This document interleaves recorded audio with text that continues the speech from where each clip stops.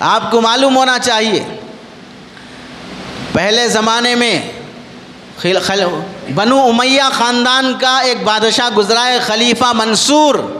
خلیفہ منصور نے ایک مرتبہ اپنے بوڑھے وزیر جو بہت عقل مند تھا، بہت حکیم اور دانا تھا، اس سے ایک مرتبہ پوچھا مجھے کچھ نصیحت کرو، اپنی زندگی کا کوئی ایسا واقعہ سناؤ جو تمہارے لیے بہت عبرتناک ہو، بہت سبق آموز ہو.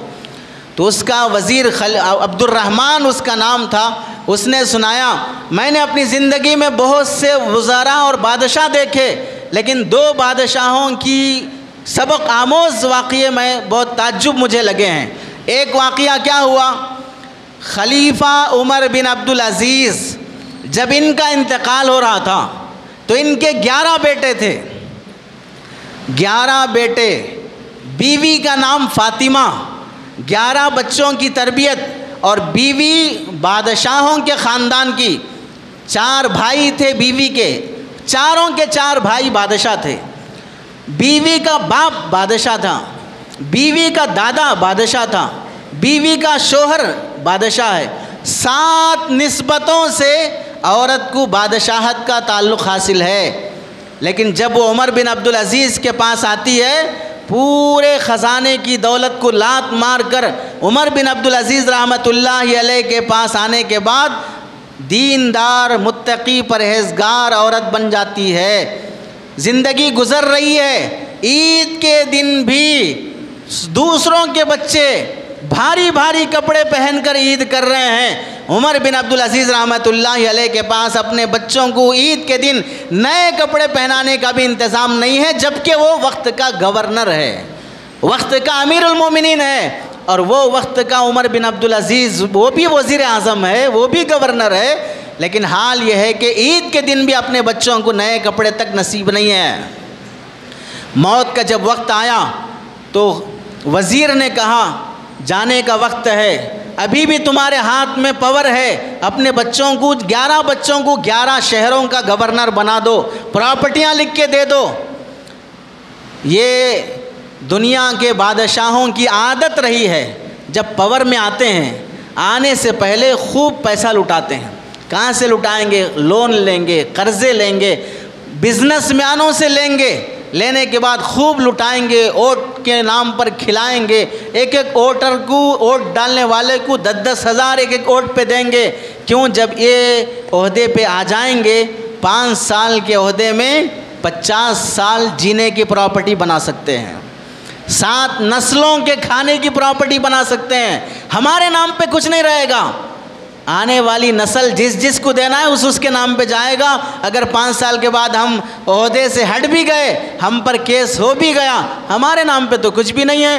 بیوی کے نام پہ پتہ نہیں کیا کیا ہے، بیٹوں کے نام پہ کیا کیا ہے، بہنوں کے نام پہ کیا کیا ہے، خاندانوں کے خاندان کو بنا دیں گے. اور یہاں پر حال یہ ہے کہ عمر بن عبدالعزیز کی بیگم جو سونا چاندی اپنے گھر سے لے کے آئی تھی، وہ بھی فرمایا یا تمہیں سونا چاہیے یا عمر بن عبدالعزیز چاہیے، شوہر چاہیے یا سونا چاہیے.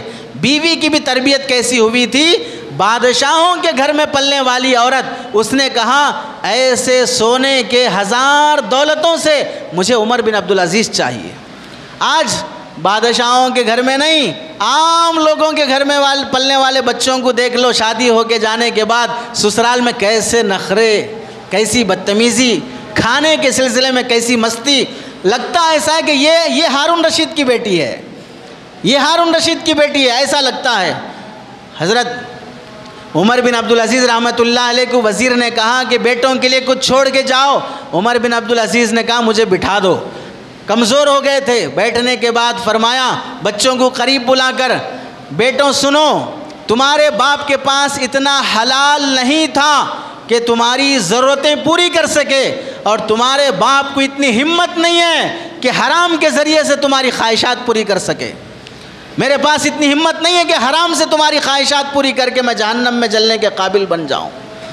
اور پھر کہا اگر میرے مرنے کے بعد میرے بچے دین پر، اسلام پر ثابت قدم رہیں گے تو پھر میں ان کو غریب چھوڑ کے مر رہا ہوں تو بھی کوئی پرواہ نہیں ہے، اللہ ان کی ضرور کفالت کر لے گا.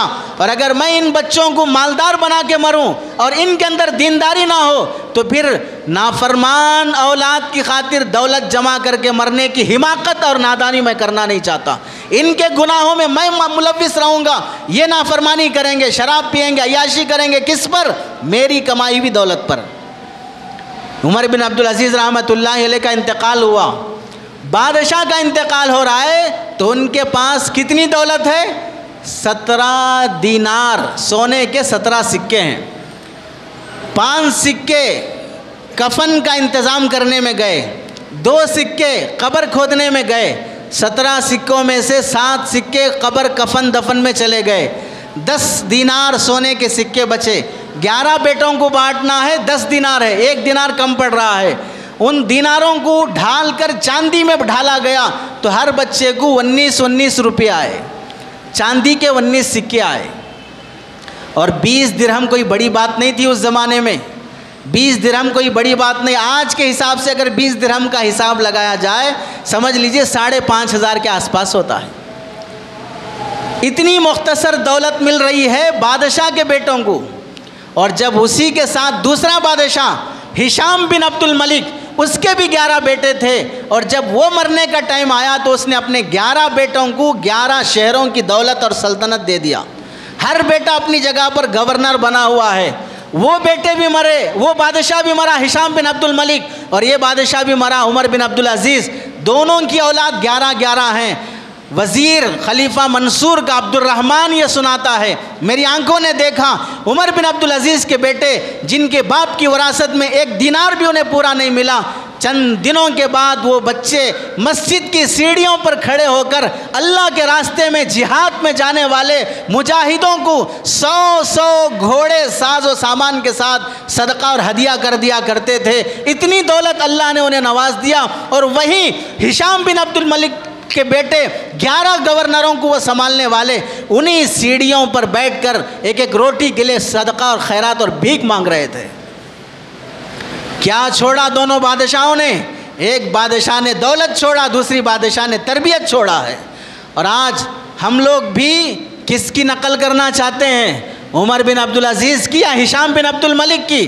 اپنے بچوں کو دولت دو ضرورت کے حساب سے، لیکن اپنے بچوں کو اس سے کہیں زیادہ تربیت چھوڑ کے مرو۔